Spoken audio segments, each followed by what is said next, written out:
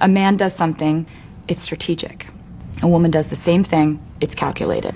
Not quite so sweet or innocent, is she, after all?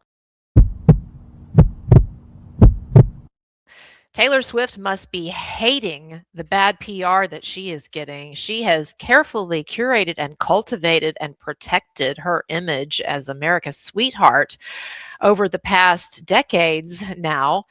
And it must be very frustrating to her to see that her texts, which were intended to be private, her private text messages between her and Blake Lively have now, through the process of this trial, this lawsuit that Blake Lively filed against Baldoni, just one in a series of many unforced errors by Blake Lively. Well, it has initiated a process whereby a number of Taylor Swift's private texts to Blake Lively are being publicly released as a part of the discovery process. And so in the last 2 days, a number of texts have come out showing that, surprise, surprise, Taylor Swift has been a conniving, manipulative person all along.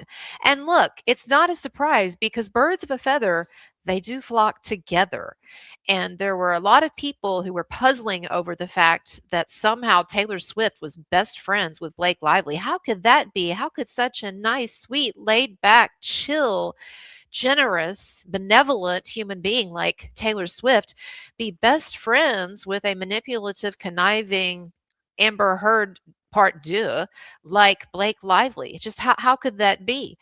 Well, maybe as we're finding out, it's because they're a lot more like these two ladies. They're a lot more alike than Taylor Swift would like for us to believe. Birds of a feather do flock together. And speaking of feathers, in honor of my two favorite blondes, I've got my own blonde wig out. And of course, I've got all my patterns going on in honor of Blake Lively. I just need to find some kind of ill-matching, ill-suited, like camo jacket like I wore the other day to make the outfit complete. But look, here's the thing with Taylor Swift is that the signs have been there all along, regardless of the Blake Lively Baldoni situation. The signs have been there all along that Taylor Swift is your classic modern day, bitter, angry, aggrieved Me Too feminist. You know, like she just writes songs about her ex-boyfriends, and I think frankly that's a very sexist angle to take. No one says that about Ed Sheeran. No one says it about Bruno Mars. They're all writing songs about their exes. No one raises a red flag there. If a guy shares his experience in writing, he's brave. If a woman shares her experience in writing, she's oversharing. She's over-emotional, or she might be crazy. Watch out, she'll write a song about you. There's a different vocabulary for men and women. A man does something, it's strategic. A woman does the same thing, it's calculated. A man is allowed to react, a woman can only overreact. The most rage-provoking element of being a female is the gaslighting. You know, for centuries, we've been just expected to absorb male behavior. Silent absorption of whatever any guy decides to do. Oh, I have absolutely no right to respond, or I'm angry. I have no right to respond, or I'm out of line. That response is treated like the offense itself. You ever heard someone say about a male artist, I really like his songs, but I don't know what it is. There's just something about him I don't like. We are held at a higher, sometimes impossible feeling standard.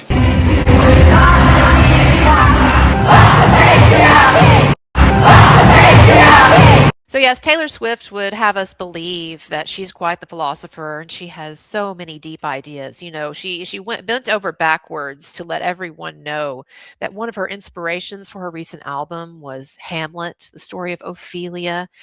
And I guess Taylor Swift identifies with the idea of a woman like Ophelia who's been trampled by the patriarchy. But Taylor Swift, it's pretty hard to argue that you've been trampled by the patriarchy or even tickled by the patriarchy when you are a billionaire. A billionaire. My gosh. Speaking of violins, let me play a small little violin, Taylor Swift, for you and the difficult road that you've had to tread, suffering under the patriarchy. I have no idea how you managed to earn that $1 billion, girl. Give me some of that oppression. If being a billionaire is oppression, I'll take some of that oppression. But I think Taylor Swift would have us believe that she is some great philosopher, that she's a really deep thinker. And I just have to say that if you were able to suffer through that 2-hour podcast that she did with her soon-to-be hubby and soon-to-be brother-in-law, I think you'd come away with a different estimation of Taylor Swift's intelligence. I don't know what was going on here in this segment, but man, it was mind-numbing. If you want to know what a vacuous idiot who knows nothing outside of the pop world that she grew up in sounds like, you need to listen to this mind-numbing conversation. No wonder this smug, self-satisfied child woman ended up becoming Blake Lively's biatch in her war against Baldoni. Because outside of her pop art, which Taylor Swift is very astute about her particular slice of the pop culture pie, but outside of that, she cannot hold a conversation beyond the level of a sixth grader. I'm serious. I'm so glad that those texts have come out now so that we can stop pretending that this woman isn't absurd and isn't developmentally stunted. Again, no wonder she's had so much trouble in the dating world, even though she's got $1 billion. Matt Healy must have a brain in his head to have cut her loose as fast as he did. Gabriette is a big-time improvement. And Travis Kelce seems to be just a big, vacuous oaf. So I guess he and Taylor Swift get along like two peas in a pod. But the worst part, and you'll see it in this interview coming up, this is from the podcast. The worst part is how self-satisfied she is here. How she really, watch this, how she really thinks this is a fascinating conversation that she and Travis are allowing us to observe them have. Just goes to show that when you have a lifetime of yes men and yes women surrounding you, it really does have a profound effect on your ego and your sense of reality. So Yep. I specialize, as you know, in children's purses and baby blankets. I make two things, and I that's do know it. that very well. The sourdough's taken over my life in a huge way. I'm really talking about bread 60% of the time now. It's become a huge factor. I mean, and she's getting good with making all these different versions of it. Oh yeah. Yeah. My favorite one was probably, I mean, the regular sourdough is one of my favorites, but the blueberry. Yeah, we do. There's a blueberry lemon, cinnamon Yes. swirl, cinnamon raisin, and this one I've been workshopping for the girls because they love everything rainbow. Funfetti sourdough. Oh my gosh. It's going to blow their mind. No, it will. Because Yes. they love sprinkles. Like we put sprinkles in everything when we hang out. Yeah. It's really, yeah. She's You're a loafer boring. for life now. Yeah. It's And not it's gotten Loafer. pretty for life. crazy over here. I'm just like always like baking bread and texting my friends and being like, can I send you some bread? I need some feedback. Do you like this one better than you liked the other one? Like I did the rise a little differently. I'm on like sourdough blogs. There's a whole community of us. And I didn't know Fascinating. it. Oh my gosh. This is an The amount of underworld. people hoping that you're on their blog. Oh, I'm on your of blog. sourdough. Girl, I'm on your blog. But it's like, I just didn't know this. There's people like me out there. And this is where the internet is good. This is where the internet is a good place where you can curate a reality where like all I really use the internet for is sourdough. And when Travis shows me videos of otters on his Instagram algorithm. It just I keeps want- It's, I want it's a an wild- interesting animal.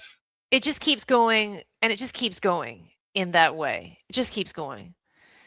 And look, I get it, maybe a little joke, a little quip in there, like a 10, 15-second quip about your sourdough obsession or your new bread baking obsession or whatever, but it goes on and on and on, and it's so mind-numbing. It's not interesting. And the way that both of them are just cackling madly at everything she says, this is what I mean about yes men and yes women. She has, since childhood, basically, since her early teen years when her parents had her out there performing, she has had people laughing at all of her jokes and telling her she's the most funny thing. And after a while, they lose touch with reality and they really begin to believe that they are awesome. So Taylor Swift here droning on and on with the most mindless, boring discourse on bread baking, thinking that she's hilarious because everyone is cackling along with her. It's not the craziest thing I've ever seen, but it tells you a lot here. And I just think that this is a really, outside of her success in the music industry, this is a really banal, vacuous woman. And so she and Blake Lively, they became best friends. And, beneath this sweet veneer, apparently, there's a very manipulative, conniving, angry, aggrieved woman. There is. And so she relished what comes through in those texts, and I'll get into this more later on. But what comes through in those text messages between Blake Lively and Taylor Swift is that she relished her role in bullying Justin Baldoni. And let me say, it's not just about these texts where she's calling Baldoni a bitch and making fun of him. It's all about how she ambushed him at that apartment at Blake Lively's penthouse at the behest of Blake Lively. She ambushed Baldoni and she pressured him, and she and Blake and Ryan tried to bully him into submission, into giving up direction of the film, basically. And in other texts that have come out between Blake Lively and Taylor Swift,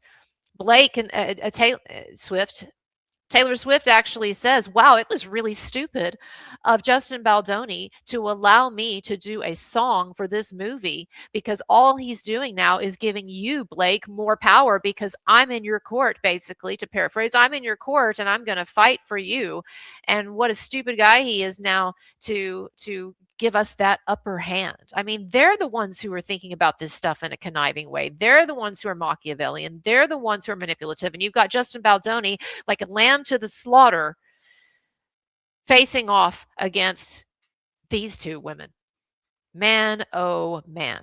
But this thing has months to go before it goes to trial. And you can bet your ass there's going to be more and more of this type of stuff leaking out. And if I were Taylor Swift, I would be worried not only about getting called to the witness stand, which very may well happen.